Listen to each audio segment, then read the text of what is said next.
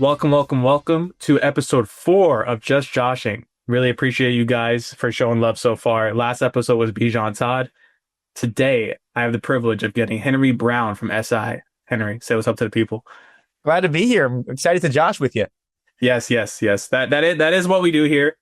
That is the purpose of this podcast, and that's what we will continue doing today. I'm juiced. Henry has been one of my favorite reporters to hang out with at the game so far this year. We always have a good rapport going.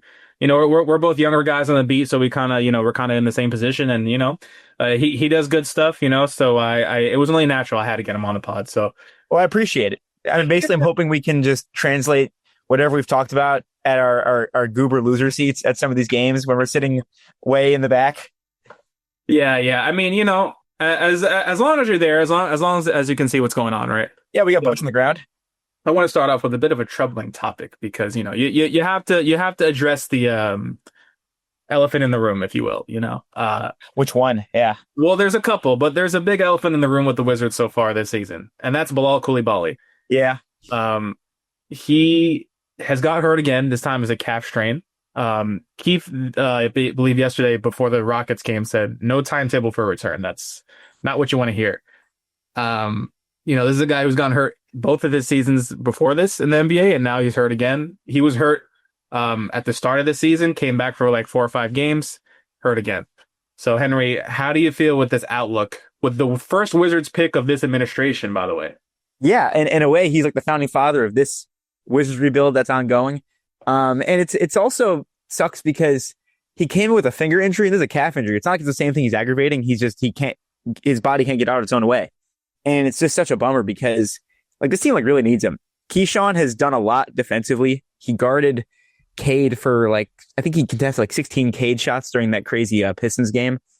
And part of why he's in foul trouble is because he has to do so much defensively. And if Bilal's there, there's an alpha, more athletic defender on the wings who can take off some of that responsibility. So it's a bummer that you're not seeing more of him with the ascended versions of Keyshawn and Sarr and these guys. Yeah, and the thing is, Bilal, he had some decent showings while he did come back, right? Yeah.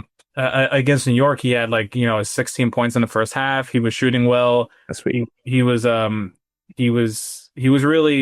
and of course his defense is always there. So he was really showing that he can be a two-way guy. He's not the biggest playmaker necessarily on offense, but he showed you that he has a role on this team if he can stay healthy. He plays that defense on the outside. He can basically guard 1 through 5. I mean, he's not going to guard centers normally, but he can definitely switch. He can switch, yeah. He can switch, And not everyone needs to be a playmaker, but the fact that he was aggressive when he came back after Kuzma was traded last season, he and Keyshawn were the guys everyone was looking at as are these guys going to be more aggressive? Like Kuzma took a lot of shots, and there's a lot more that have to be filled now that he's gone. And you didn't really get a whole lot of Bilal seizing the moment per se. Didn't help that his season got ended early again, and Keyshawn has stepped into that role ever since. But he fills an important niche. He can be aggressive. He's shown he can be aggressive when he wants to. And given that Keyshawn and Bub are both a bit on the deferential side sometimes, as scorers and attackers, you appreciate the Whitmores and occasionally the Bilal Coulibalys who can just take the possession in their own hands. Well, speaking of Whitmore, right? I feel like he's kind of had the opposite arc. He kind of started slow. He's been healthy, but he started slow. I was talking to him recently, and he was like, I'm still kind of trying to find my role, right? And I'm still not really used to being on the team yet. It's his first season with the Wizards. They traded for him in the offseason, but past couple games he's been in that 20-point range, right? And you're starting to see really explosive dunks. What he's best at. When he's going downhill. I don't think anyone on this team is more talented going downhill than Cam Whitmore. It's just You're probably right. It's just a matter of harnessing that athleticism and making sure he's making smart plays on the floor. Because sometimes he could turn it over, he can shoot bad threes, right? He doesn't pass enough sometimes. But now he's starting to put it together. So Coulibaly's injury might increase some of his minutes going forward, right? Because of that logjam on the wings. Definitely, there's so many guys who want and sometimes deserve minutes over there. Will Riley hasn't gotten meaningful rotational minutes in weeks now. He's just sort of buried because there's the Kisperts and the Champagnes now who you're seeing actually get some of those minutes. And Whitmore, he has some of that. He's like a one of one on this team. He's a one of one downhill attacker. You need that guy who's just going to say like, I have tunnel vision right now, and sometimes that's okay. I wish, and he is a talented shooter. Just sometimes you see him get in his own way. He does this thing. Have you noticed this where like he has like an open three that when he's kicked to as a spot up guy on the wing, and he hesitates, someone closes out to him, and then he shoots it. Or he like tries to do a step back after it's contested. And I think he could actually like, be even more successful if he were just a bit more, decisive off the catch. Yeah, that's kind of what I was saying, right? He needs to harness that athleticism. So, yeah, it's a matter of, yes, you're talented, but it's how do you use the talent? And that's what he's working on. Yeah, once you shoot it, like once you catch it, shoot it or go to the rim. It's like not everyone has to be Kyrie. Yes. Well, and that's exactly right. I think he has that tendency to want to be fancy with it. He wants to get that highlight reel. And sometimes he does it, but sometimes you just got to make the basic play. You know what I mean? Sometimes got to be a role player. Yep. Well, and that's kind of the thing. It's like, is he going to be a role player? Could he be even more? I mean, he looks like he could be more if he maxed out his potential. I mean, he looks like a guy to me when he's in his prime who could score 25 a night if he really reaches his potential. That'd be incredible. I mean, yeah, he definitely has like the tools. It was really fascinating to see how the story of his minutes were going over the last few weeks, because he was playing as few as 5 minutes a game until like a week ago. And then the shots started falling, and now you have to play him because when his shot's falling, there's not a whole lot of guys who you can put ahead of him. And I just think, I mean, we all knew when he showed up that it would be a process acclimating him to this new role and this new team. And I'm really curious to see how his approach, if it changes over the season, because I mean, we have no idea if that's going to change. There's a whole lot of season left. Yeah, well, I mean, he seems to be playing more within the offense. Like, there's been a couple of moments I've talked about before where, Keith really laid into him. He benched a little bit, right? Because he wasn't making good plays. He would drive into a crowd of defenders. I remember he did that against New York. Turn the ball over, or he took a really bad three against the Mavericks in the start of the season where it was just like super contested in transition, and he got the instant bench. Yeah. Right. Instant bench. But, he seems to be cutting down on that more the past couple games. And that's when you saw him, like he had 19, I think he had 19 against the Mavs, in the most recent game at home. And then he also had another good game against Detroit. So, you're starting to see he's starting to cut down on some of those non-smart plays and really starting to hone more in on his talent, but in a way that's not all the time selfish. You know what I mean? Like you can get downhill, but also kick out, right? Like just basic basketball plays. Yeah. And this, at least some of the more ill-advised plays are arriving more in the half court than just transition. Because the transition threes, I mean, that was the one that got him. Just like there was a clip of like Brian Keefe on the bench, just like immediately waving the next guy in after he saw one of those shots. So he's definitely, it's baby steps because his value is in the shot. Well, and that's the thing. It's okay. We know that when he's on the fast break and he goes to dunk or something, like he's probably going to get fouled or score, because he's so strong and fast, right? But it's like you said, the half court. That's a lot harder. You got to run a set. You got to like find the space, get open, right? Make the right play. So takes a lot more patience. It takes a lot more smarts to get the bucket in that area. So if he can do that consistently, being within the Wizards half court offense, doing good sets, making the right play in those sets, I think you're going to see him. I don't know. I mean, he might be at least the sixth man, if not more, like solidified. Yeah, I can see that. I mean, I got into a lot of trouble over the offseason because I kept saying that I don't want to trade for Kuminga at all because we have Kuminga at home. And then Kuminga was hot to start the season. And then I felt sort of dumb, but I guess that's how it goes. Sometimes you got to sort of get burned a bit. Because the thing is, like, the Whitmore thing, like, the Whitmore doesn't stay on the court if the shot isn't falling, but there's more to his game besides that. Like, he has, like, some passing talent. He just doesn't really want to do it.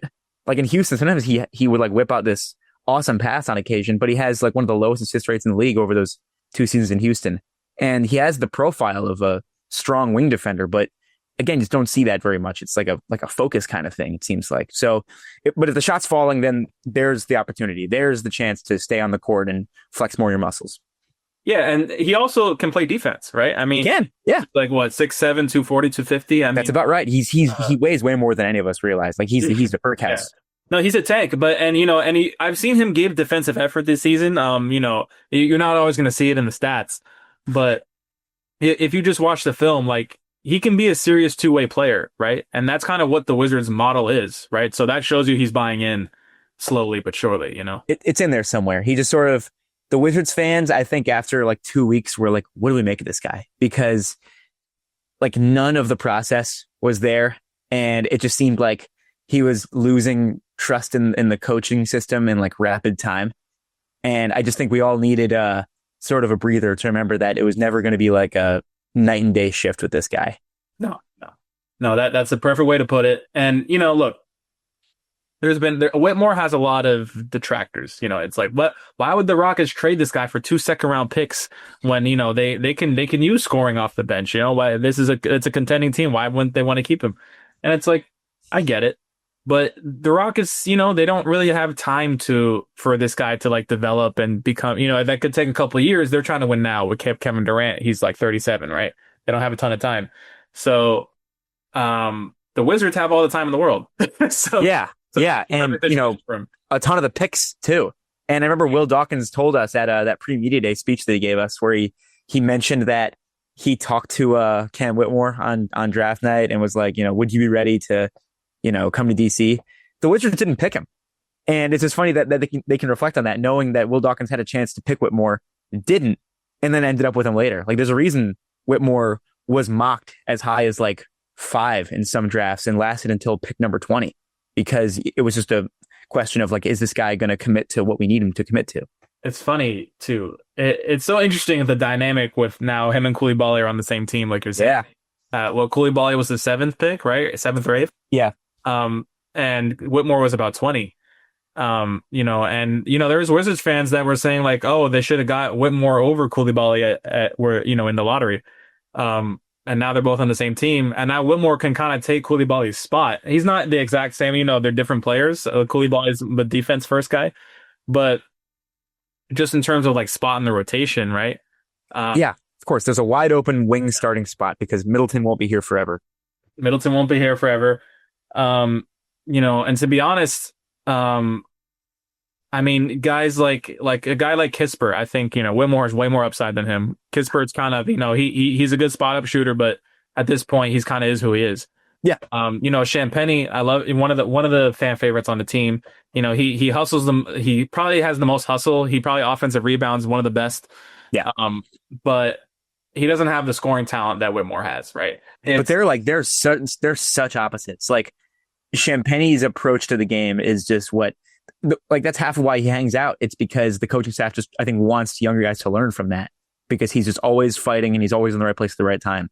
So that's just funny that those two are potentially splitting mints, given that like Champagnie has to be like a coach's dream, and Whitmore, like we're watching Keith pull his hair out watching this guy sometimes. Yeah. Like Whitmore's more stressful to coach because it's like you know he has the talent. Yeah. It's like how do we bring it out? But a guy like Champagnie, like he just worked so hard to get here. You know, like he went up through like you know he went up the hard way, right? You know he was in the G League. He had to really earn every single minute. You know what I mean? Yeah. And it's a really inspiring story. But Champagnie's not the kind of guy that's going to carry your offense, right? Like he does a lot of things. He's a great role player. It's good that he got some starts the past few games. That was good to see. Because you know I know a lot of Wizards fans were scared that he wasn't going to be in the rotation, and I was one of the people saying, "No, he'll be in there. Just give it time. You know what I mean? Give it time to shake out." Because they just gave it's a non-guaranteed deal, but they just gave Champagnie like a 4-year contract, right? Like March, like not that long ago. Right. So they're not just going to phase him out right after that. It's not going to happen. So yeah, I find this Wizards roster just so fascinating because this is the first time that the coaching staff is like really tested. And there's so many ways in which they were really seeing, do they have the chops to get this piece of the team done? Like there's the whole Whitmore puzzle. Like, can they figure this guy out and figure out how to use him to the best of his abilities in the teams, whatever the team needs? There's like Trey Johnson. Can they utilize him and get him the easiest kind of buckets they can? There's all the guys in the rotation that want or need minutes more than ever because, you know, the prospects are only adding at this point. Can they get everyone what they need to? And now there's like this whole generational divide coming where, you know, the fans are asking, why have some of the older fellas have the ball in their hands late in the games if the young guys have more to gain from these opportunities. And sometimes these young guys are more statistically successful in these opportunities. So there's just so much for Brian Keefe and company to have to figure out on the fly this season. Well, I was talking about that with Will Bijan last episode, how Keefe and the coaching staff are kind of caught in the middle where, they have to develop the young guys, but also you got to give the older guys their looks because, you can't phase out McCollum and Middleton if they're on your team, right? At this point in their careers. Yeah. It's just not, ice them. It's not going to be a good situation. Because that's going to cause a situation where you're going to have some kind of issues within the locker room and stuff because you can't just phase out the vets entirely. For one, you want to up their trade value, right, for the trade deadline. And two, you traded for these guys, you brought them in, right? They're not a part of your future, but you do need to use them temporarily to help out the young guys, show them the way, right? I think that, McCollum is a guy you've seen him come on recently too, more after a slow start. He's averaged 20 points for 10 straight years, right? Yeah, 10 straight is 20 points. You've already seen him, kind of hang out with Trey Johnson, be like, hey, you got to get more hobbies, they kind of show him the way on and off the court, right? It's good for Trey to be able to play with a guy who has a track record. He scored 42 points on the Pistons the other day. Oh, that's crazy. Yeah, 42. So he has a lot to give to a guy like Trey Johnson, who's a rookie in this league, number 6 overall pick, is a sniper shooter, right? Knockdown jump shooter. But, he has areas he can improve, and he's not like the greatest driver to the rim yet. He can work on that. He can put on some muscle, right? Yeah. So you can learn from a guy like CJ, right? These guys are not just vets.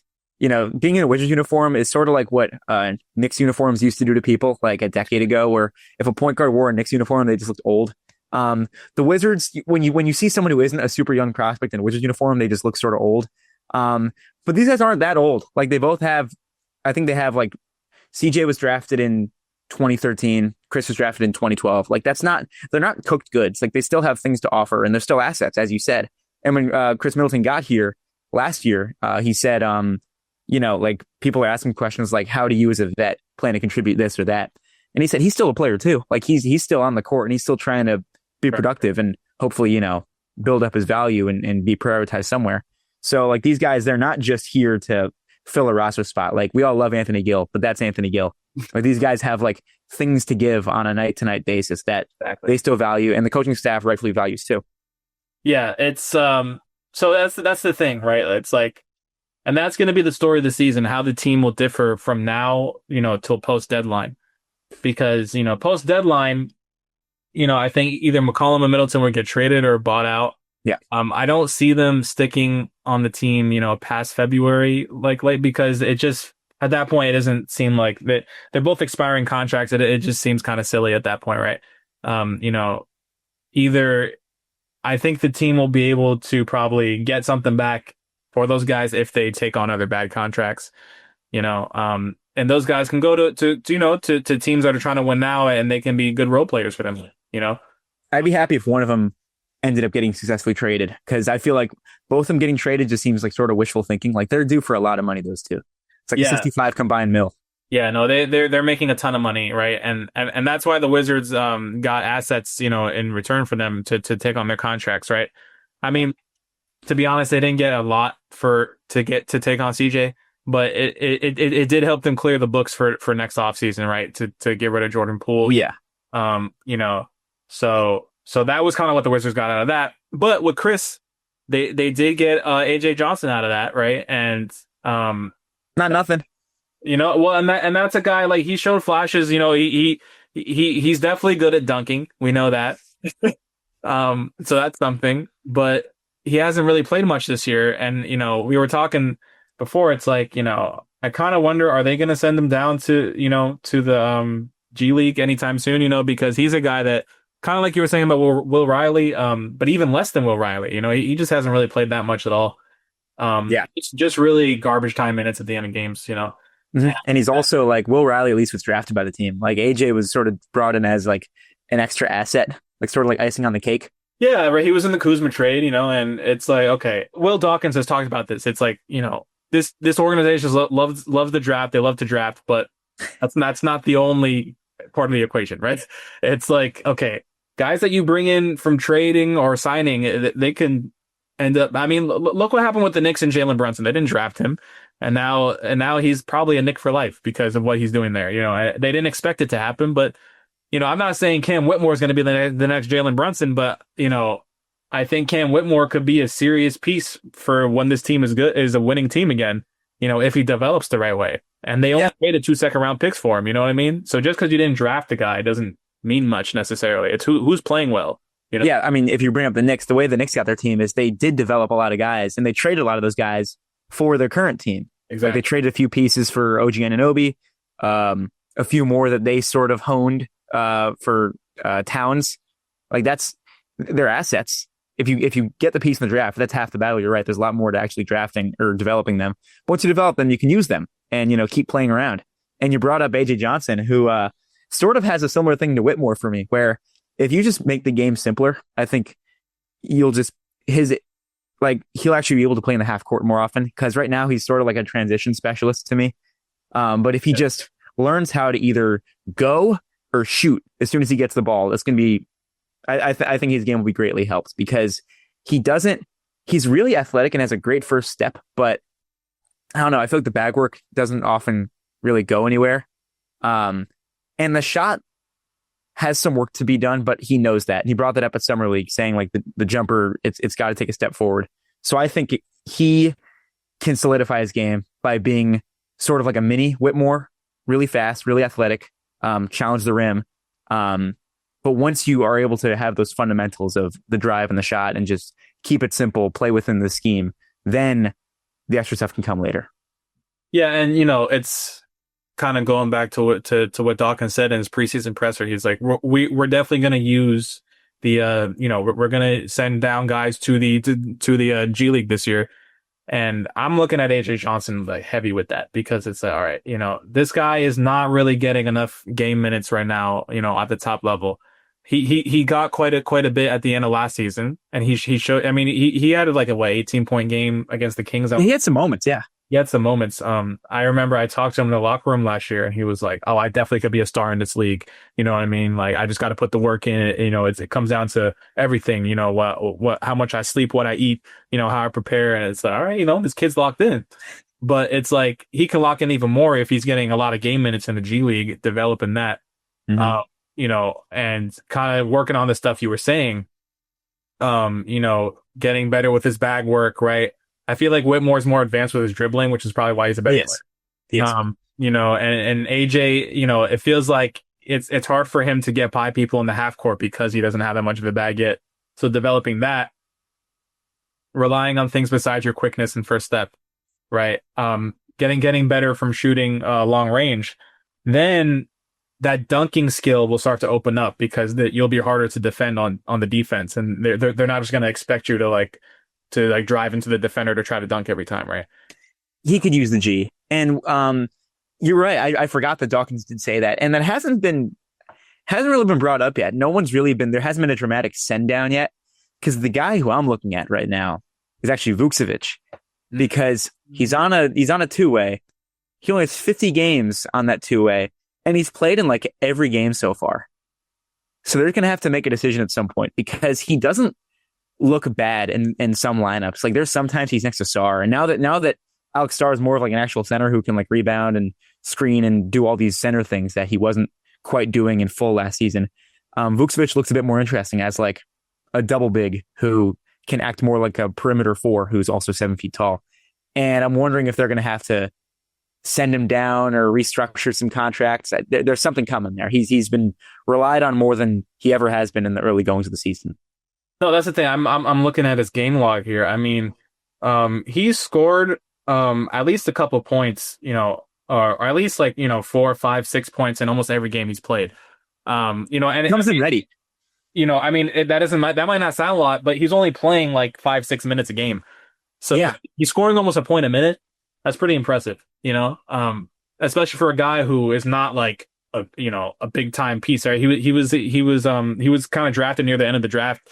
Or what was his overall pick actually? It was in the 40s. Number 42 overall. Okay, not the end, but mid. Yeah, I mean, the second round, I mean, people don't even know anything in the first round. The second round is just like dumb luck half the time. right. He's number 42 overall, 2023, right? So they got him the same year as Bilal. Um, and he's a guy who's already spent a lot of time in the G, He has. just like AJ did last year too. But honestly, I think both of them, man, I think they could both get sent down and start going crazy in the G. Like I could see either of those guys putting up a lot of 30, 35 pieces in the G. Yeah. And neither of them are really in the trusted rotation, let alone like the 10-man, 12-man rotation. Like they're both on the outside looking into that one too. Like the Wizards know who they want to give 20 plus minutes to, and it's not those guys right now. So And that's the thing. fresh. And that's the thing, right? You know, you can only play so many guys each game, right? You're not going to play 12 guys every game the rest of the season. So now some guys are going to get left out because of that. So send them down to the G so they can actually get real game minutes on a regular basis in the meantime. And then when there's opportunity that opens up, they can come back up, right? Yeah. Bay, Riley, and Watkins are all guys who I think could greatly benefit from just keeping your legs fresh. And I think for now, it's good that they've all gotten a turn at the NBA level. So for example, Watkins played 20 minutes against the Cavs. He did. It wasn't bad at all. I mean, he was definitely contributing on defense.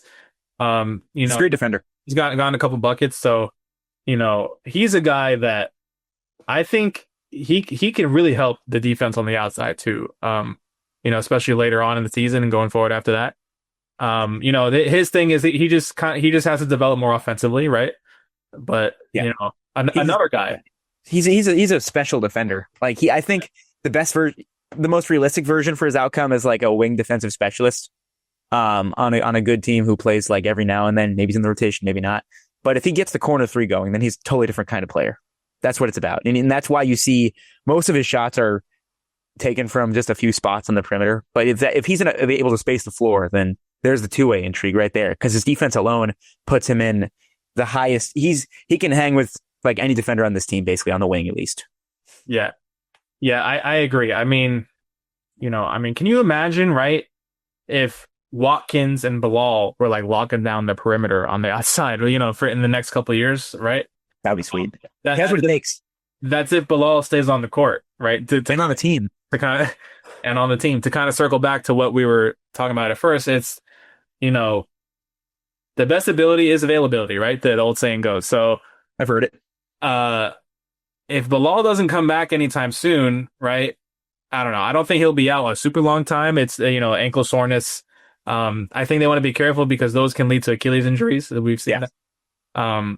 But, if he can't put together a season where he can at least play 65 games or 70 games, consistently, what should the Wizards do there? What do you think?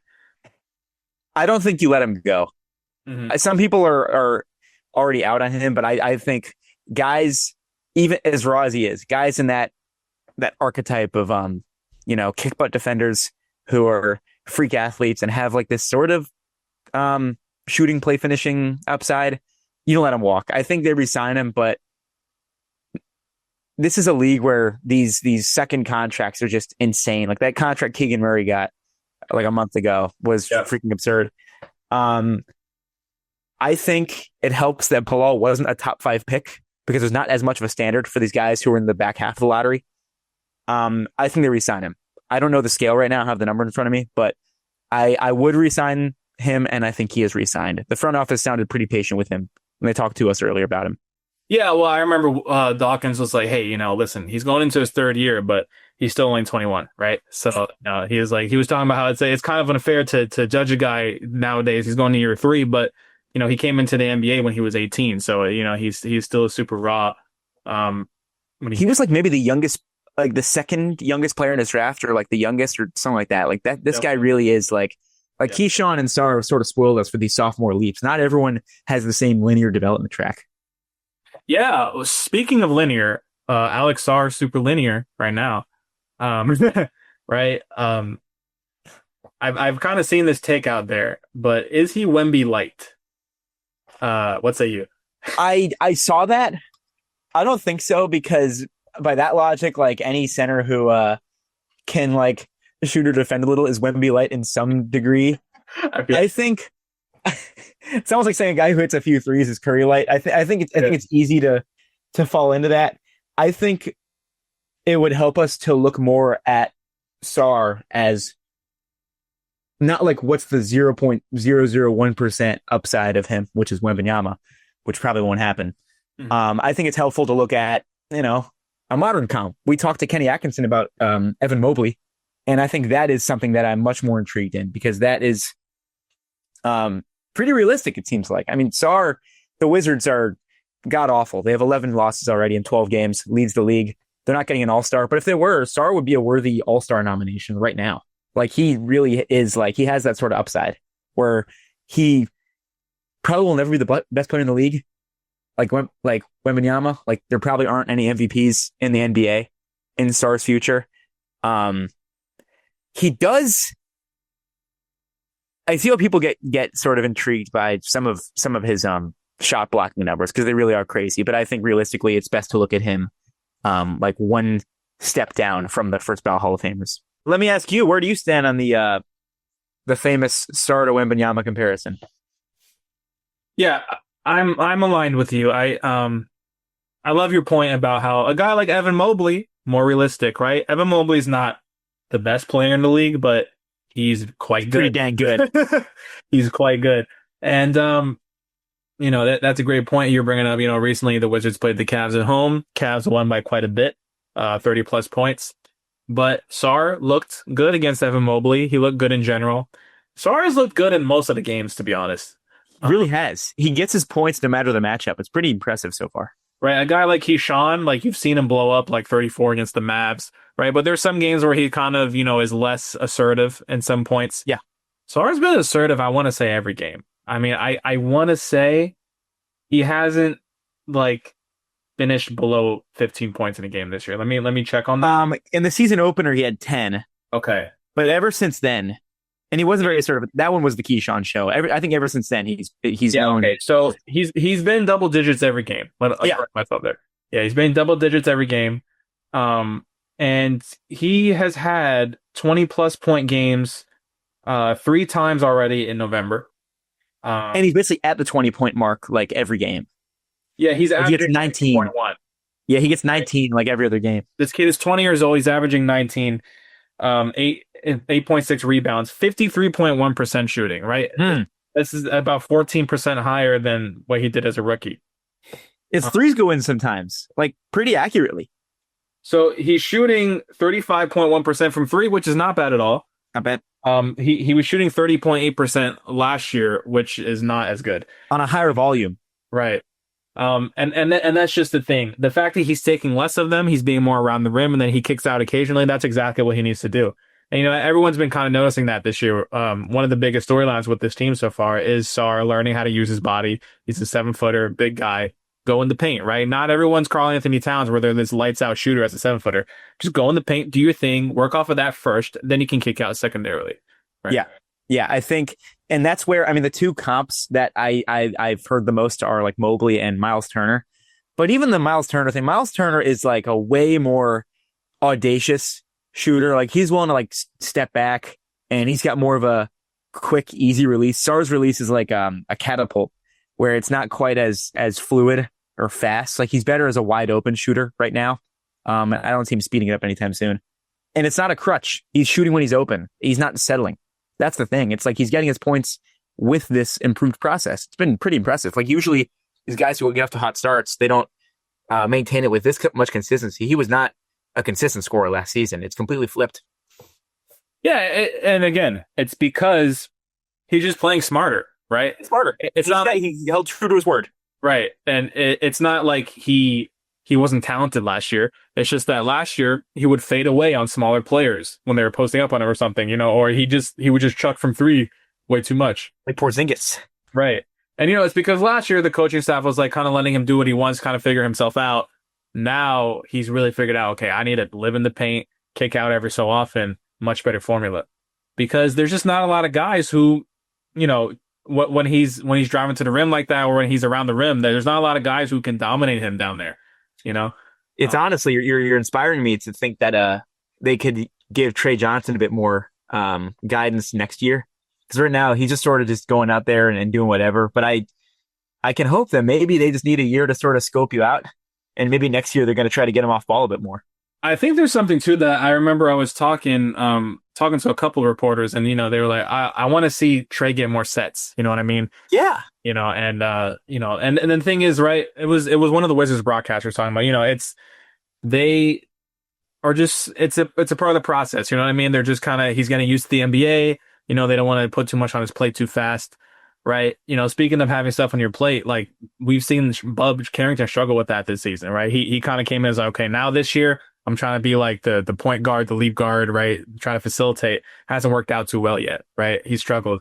Yeah. And I think last year playing free and not having really an assignment, a defined assignment yet, kind of worked well for Bub, right? Because he got second team all rookie. He was shooting well, especially towards the end of the season. He hit the game winner to end the season against Miami. Yeah. And this year, he's had a couple good moments, but it's been a lot of bad this year, right? And it's because I think he hasn't adjusted to having more on his plate yet. I think his last two games have been on the more inspiring end, where his shots been falling more, and looks like he's had his confidence back. And because that's the thing, I just didn't think he was very confident. Some people were really selling their Bub stock last week, especially after that doubleheader between the Cavs and the Mavs. That was not Bub's finest weekend, right? But it got so bad that I almost got faith back, because I was like, I think this is just a horrific sophomore slump he's in right now, and not indicative of his game. Because it wasn't like the jump, like one thing was wrong. It seemed like nothing was going right, and I just figured, I think he's just in his head, and he's looked better as of recent. I agree. I mean, because he was messing up basic stuff, like he was turning the ball over when he shouldn't. He tried to catch a pass when he checked into that Mavericks game, and it bounced through his hands and hit him in the numbers and went back, and he got a backcourt violation. It was like, what was that? It's been some of that stuff where it seems like nothing's been going right. Yeah, and it's that's what makes me think it's mental, because this is obvious stuff he knows how to do. He knows how to catch the ball, take care of the ball. Like, he's shooting 32.5% this year, right? That's not him. Like, he's not going to do that his whole career. I mean, and it's like, you don't have to take our word for it, because last year, he averaged almost 10 points a game. He shot 40.1%, right? 33.9 from three. This year he's actually shooting 44.4% from three, so that's actually pretty good. I think in the first two games, he got maybe they told him you're playing outside of the offense too much, because there were times he was doing a little ISO and he was getting to his spot on the one dribble pull up. But after that, he sort of disappeared. Now, he's only reappeared the last few days, and he's taking those threes, which he has been, and he's stepping into those middies, which can be good in moderation. I think he just had to find his balance after a while. I feel like he might have felt like he was doing too much, and then he wasn't doing enough. And I think this team is trying to figure out who has the highest ball handling priority here. And it's, Keyshawn and CJ are going to do most of the work, but, they do need Bub to do some shooting and ball handling. So he's had to figure out that moderation, I think. Exactly. I think, what this part of the season has taught us is Bub is just not ready to be the full-time ball handler yet. No. He struggled with that, but if you let Bub be free and just kind of roam around, take shots from, mid-range, spot up threes, pass out of those, he'll be fine. But, this guy was a second team all rookie. That there's something to be said for that, right? So it shows you he has promise. It doesn't mean he's going to be the greatest guard in the world, but no. And he's not some prospect who flamed out immediately. We did have data to believe in him backing up what he's already done. Right. I want to circle back real quick to your comp with Sarr and Mobley.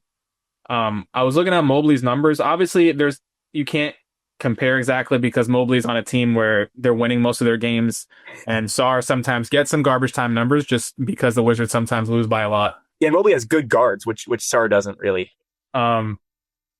Mobley is averaging 20.1 points, so one more point than Sarr. He's less efficient, 47.9%. Oh, that's fascinating. I think the exact same amount of rebounds, 8.6.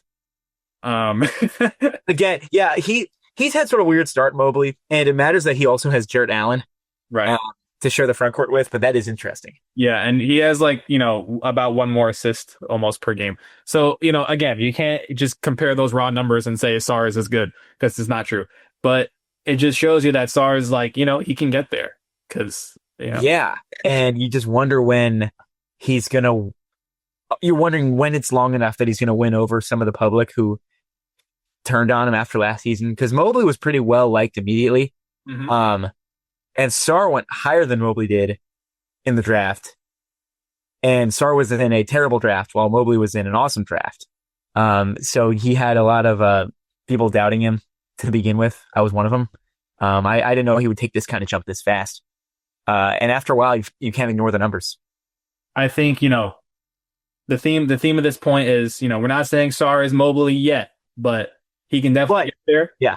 There's a but there, but it could happen. And I think he could do it in the next couple of years because Sarr has definitely been the Wizards' best player consistently this season. Absolutely. At first, it was Keyshawn like the first few games, and then I think Sarr's kind of taken that mantle. It's been Sarr. Yeah, so Sarr's development's very exciting, and that's what you want out of your number 2 overall pick, right? Even though, like you said, it wasn't the strongest draft in 2024, but he is one of the guys that he's definitely looking like one of the best picks out of that draft, and that's how it should be for the number 2 guy, right? Yeah, and especially after like he was falling out of some redrafts entirely after just 1 year on the job. Oh, and yeah. that could be the case. He's like first in the redraft, and you can even make a case like has he been like a top 50 guy in the league this season? I think you could say he has been. Sarr? Yeah. I don't have the list in front of me, but that's a great point. Because you have to think if there's 30 teams, can he hang with the second option or third option on good teams?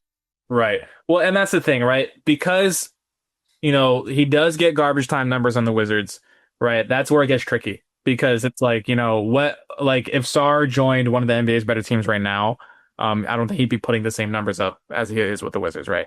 Not on offense, but on defense, I think he would hang. The defense was always there. That it was there from day one around the rim. Like he's gonna block a ton of shots. He's gonna make it. But also on the perimeter. Right. Oh yeah. No, he can switch. And that's the thing. Right. I was talking about this with Troy Halliburton, and he was like, Sarr can bring the ball up the court, right? He can be outside. Like he's like, you've never seen Miles Turner bring the ball up the court like that. You know what I mean? So he's a part of that new school of centers. That's why I said that.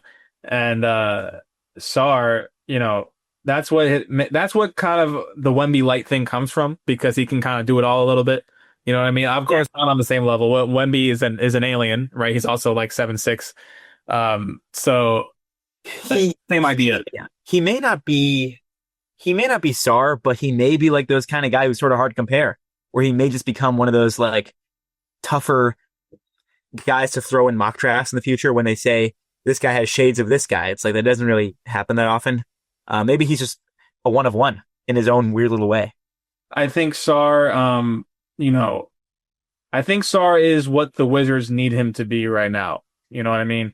Last year, you saw some flashes, right? Like he had that big game against Denver last year. We just had like 30 plus. They won the game.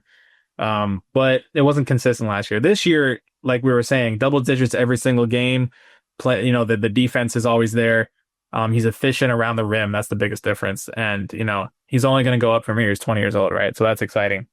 But speaking of the draft, and speaking of Troy again, he had a take that, he thinks Michael Brown, guard for the Louisville Cardinals, in college, he thinks he's better than AJ DeBonsa for the Wizards, as a fit wise. And he thinks the talent is similar. It's a bit of a hot take because AJ was the consensus number 1 in the 2026 class, right? For the longest. Now Darren Peterson has kind of taken that mantle in a lot of places. Yes. I've seen Darren compared to Kobe. We can talk about that. And it's a high praise, but he looks darn good. I'll say that. But what are you thinking? How are you feeling with, the Wizards obviously have their top 8 protected pick. It would convey to the Knicks if they fall, out of the top 8, but it looks like it won't. It's not how the season. They're what are they? 1 in 10, 1 in 11. 1-11. This team is so rotten. If the team finds a way to not convey, that's just like it's not even a gift from God. It's like yeah. So I think the Wizards will keep the pick. It's a matter of where will it fall. within that top eight. Listen, if you think Michael Brown is better than AJ Debanta, then so be it. I trust your eyes better than mine. I haven't gone all the way in on my draft research yet, but please do not draft for fit at the top of the draft. It's a death sentence. So I hope I feel like some people saying that he's better than AJ is partially because some people just got sort of sick of AJ mania before it even got started almost. But I think the desire for a point guard is just so strong with Wizards fans. They're just trying to find like some of the best available point guard options. And given that Darren Peterson isn't like a prototypical point guard type guy where he's sort of there to create more for himself than for everyone, then you see the Michael Brown thing. But he's a tall point guard, so I get the upside. But I find it really hard to stray from the normie take and look at these standard top three guys for the top of every draft class. Yeah, so the consensus top three, in general, not not for Troy, necessarily, but for the general NBA draft community, it's some combination of Darren Peterson, guard out of Kansas, AJ Debonsa, wing out of BYU, and then Cam Boozer, forward from Duke, right? I think the Wizards any three of those guys could be the franchise guy for the Wizards. You know what I mean? Any three of them, I don't care which one, including AJ, and Troy was talking about how, AJ, he misses a lot of free throws, he has, he's relies a lot on it, like athleticism, like, will that translate to the NBA as much as a guy like Michael Brown, who, is more of like the point guard the Wizards need, right? He's like that clean fit. Yeah. Oh, he scored recently. Like he had like 29 points against Kansas. Really impressive performance. Yeah.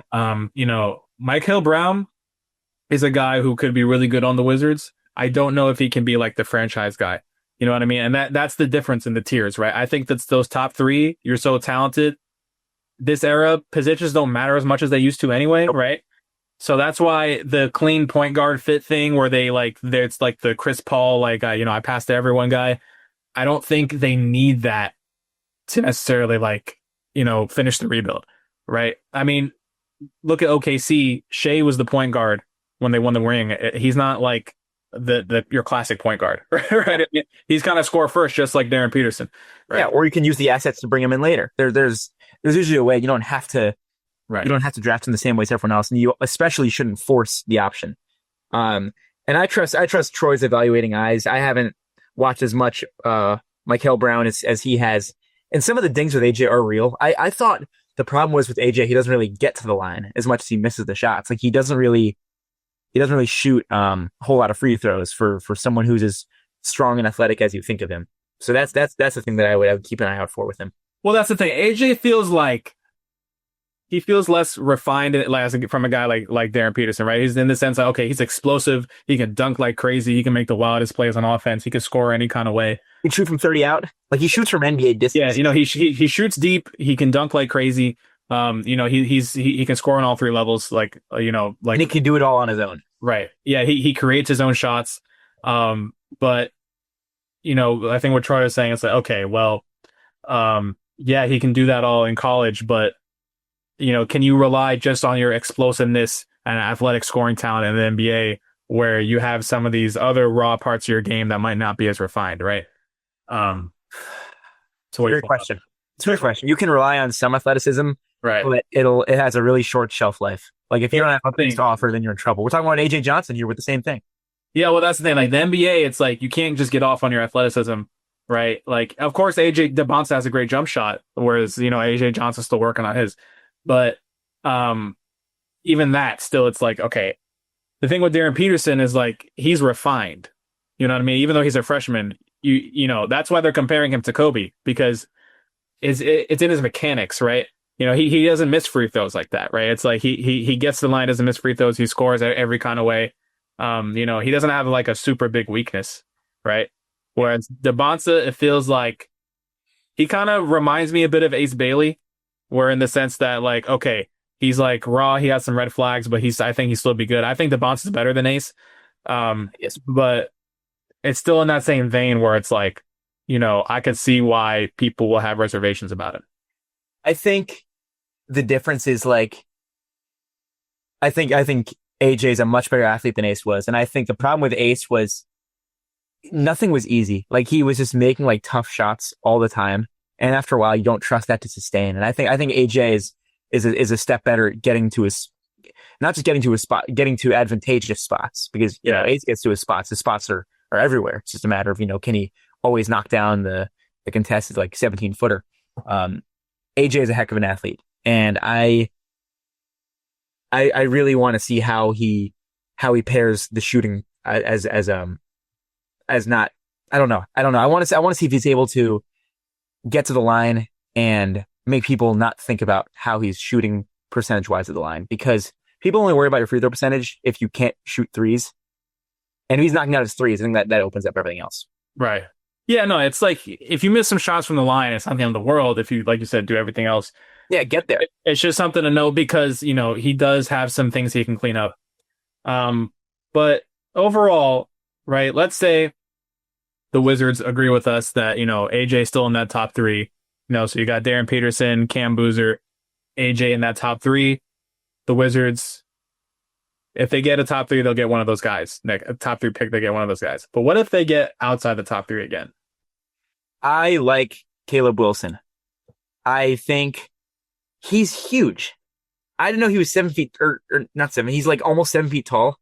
I love energy guys. And I love his. Some Wizards fans have like wing fatigue. We have so many that have to get minutes.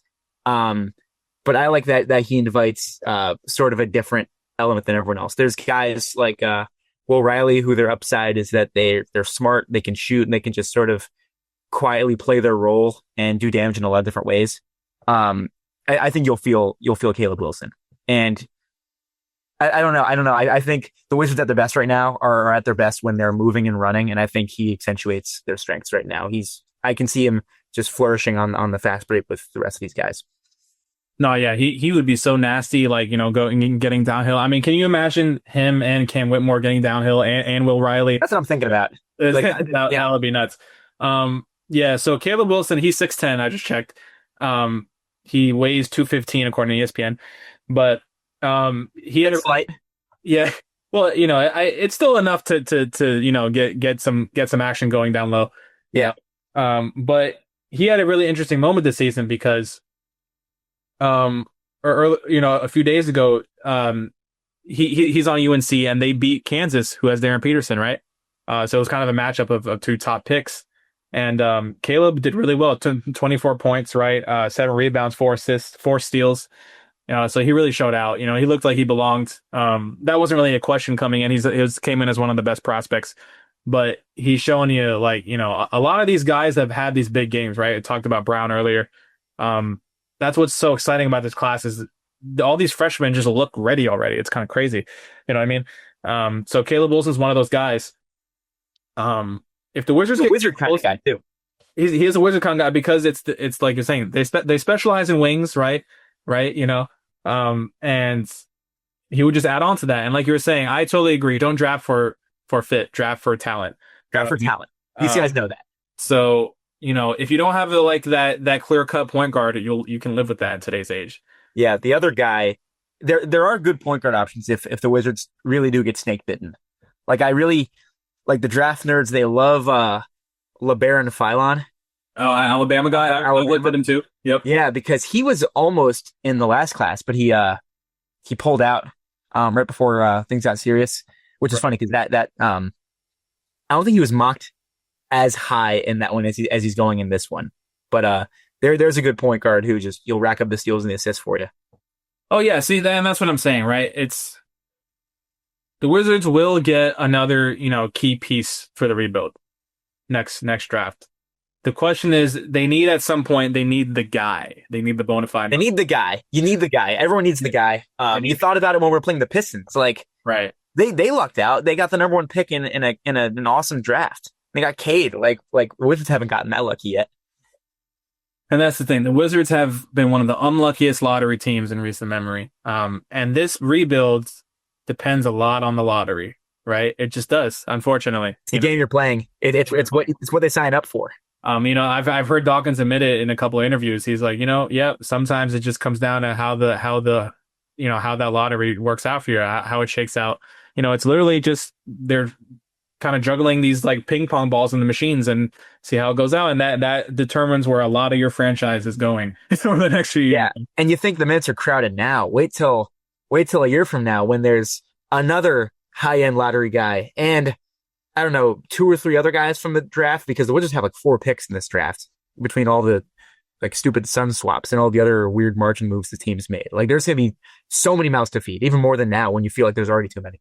It's funny. Say if the Suns are really bad this year, right? Say if the Wizards, um, you know, if the Wizards has somehow have a better record than the Suns, right? Like I don't think it'll happen, but imagine if the Suns like had drawn the number 3 or number 2 or anything in the top 3, the Wizards were outside of that, but they swapped that, right? That comes from the Bradley Beal trade, you know. There's like no protections on any of those just raw assets they gave over. And the Wizards won't get that lucky because the Suns are unfortunately like a pretty good team this year. They're like 7-5. Yeah, they're not that bad. So I don't think it'll happen, but it would just be the most hilarious scenario in the world. That would be unreal. That would be a true stroke of luck to make up for I don't know the hate crime that Adam Silver bombed on us this past summer. But hey, they still got Trey Johnson though. They got Trey Johnson. No, it was an awesome instance of it's like when you're in math class and you get the right answer, but you lose points because like the equation was wrong. It's like we got the best player available. Yeah. But man, dude, it just the ending up at that spot was just literally like the most unluckiest possible outcome that could have happened in those circumstances. So you can only hope that I don't know. I feel dumb sometimes asking for a win from the Wizards because that's extremely counterintuitive to their general plan. But some of the last few games have just, the Wizards can't be bad at everything. And some of the losing processes haven't been good. And I'm not opposed to getting a win every now and then because I don't think anything we do is saving us from a bottom 3 record. Honestly, a bottom 1 record is what we're looking at right now. I think they're going to lose enough either way, like we said, to keep the pick. We know that. Yeah. And I don't think it matters like having the worst record, right? You saw the Jazz had the worst record. They still got number 5. No, the odds are also flat. The worst pick they could have gotten. They still got Ace Bailey, who I like a lot. Not everyone likes him. He just had like a 20-point game. Yeah, he did. Yesterday or a couple days ago. I think he's going to be really solid, but I just don't think. I mean, you saw the Mavs get 1.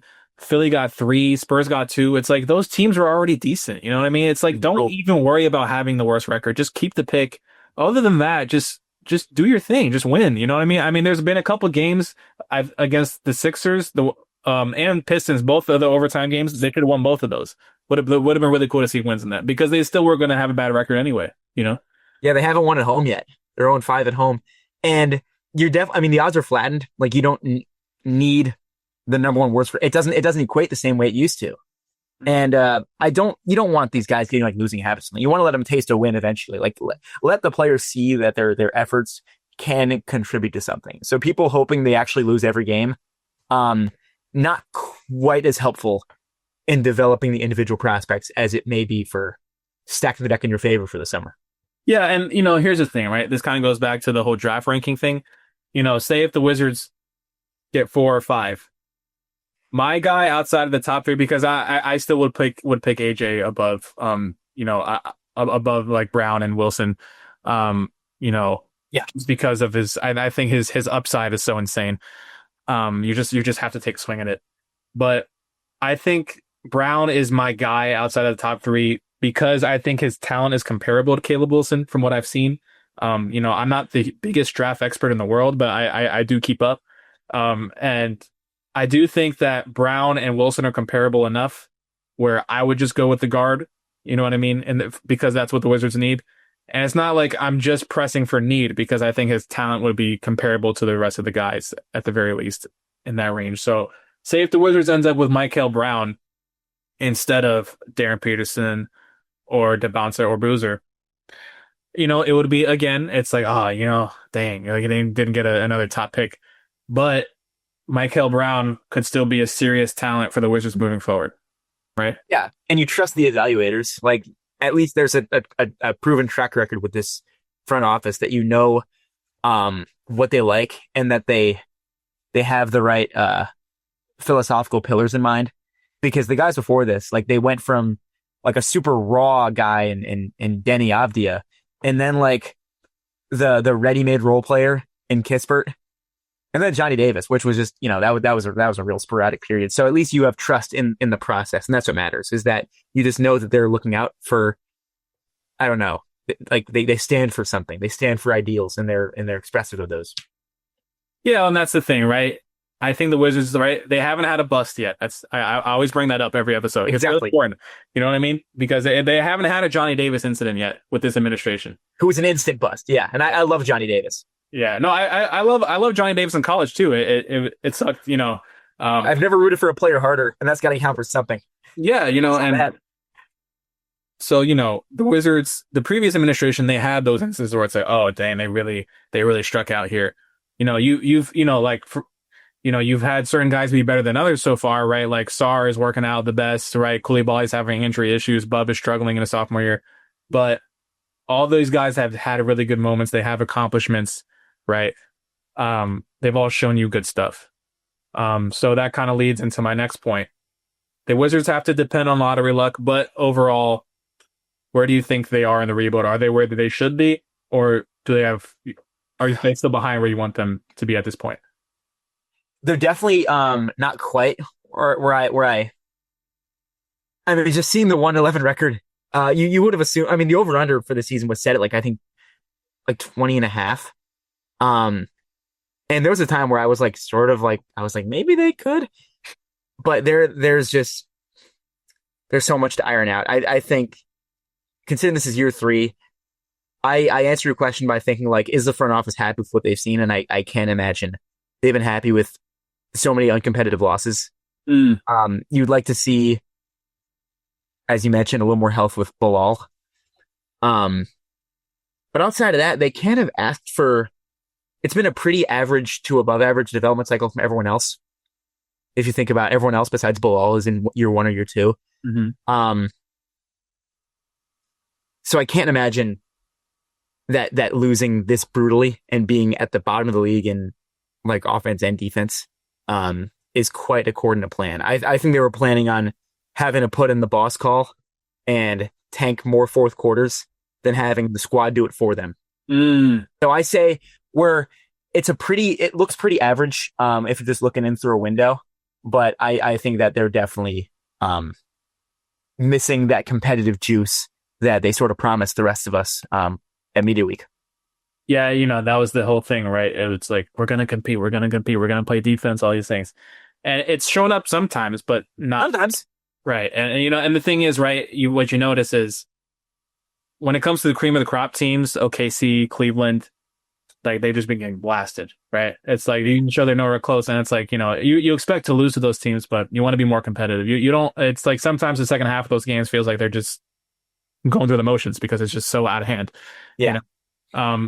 I point back to the overtime games with Philly and Detroit. Those are good signs in the sense that they were so close to winning. They just blew it.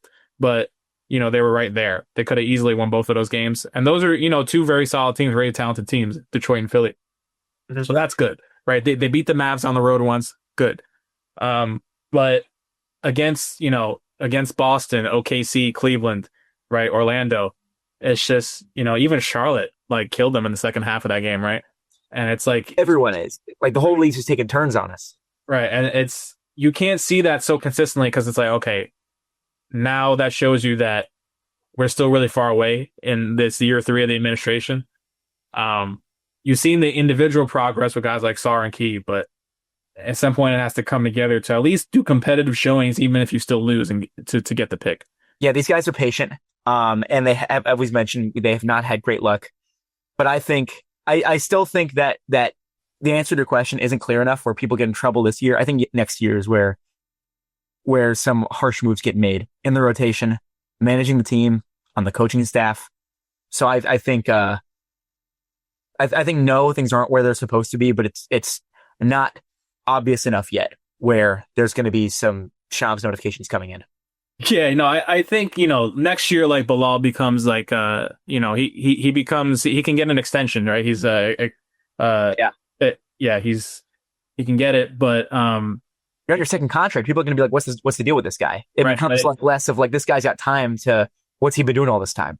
right. It can kind of it's a question mark, right, based on what he's done so far. Can he stay on the court? Can he get a more consistent shot, right? Mm-hmm. So I agree. They're not there yet. They're not where they should be just because they're getting blown out too much still. But they have time to fix it, and they have a lot of promising signs. Yeah, it's not a panic situation. No, not at all. It's something to be concerned about, but if they're next year the exact same spot, it's like, all right, this is year 4. Like, you know what I mean? Yeah, I think something drastic happens if the season continues. If not during next season, then in the summer. This might be an adventurous summer if this sort of thing continues. Yeah, because even if you get slightly unlucky in the lottery again, it's not like you're going to get the 20th pick, right? You're still going to get a good player, one of the best players. So, there's no excuse in terms of like, okay, these guys are developing. At some point, it should show competitive showings against everybody, right? Of course. Godspeed, Brian Keefe. That's what we're thinking. Exactly. But I think that's a good place to end things. Henry, please tell the people where they can find your work. Of course. I cover the Wizards along with a few other teams on Sports Illustrated on SI. And I have a podcast with another Wizard reporter, Bryson Akins, called All Wizards Talk on Spotify. Hopefully you can hear Josh there sometime soon. Yes, would love that. No, but I appreciate you for coming on. It's definitely not our last pod together. Of course. Thanks for having me. This is super fun. Yeah, of course. Next up for the Wizards against the Nets, another 1-win team this year, so we'll see how that goes. That'll be Dang. That's the Titans. Anyway, all right, brother. Good to see you. Of course. Thanks a lot.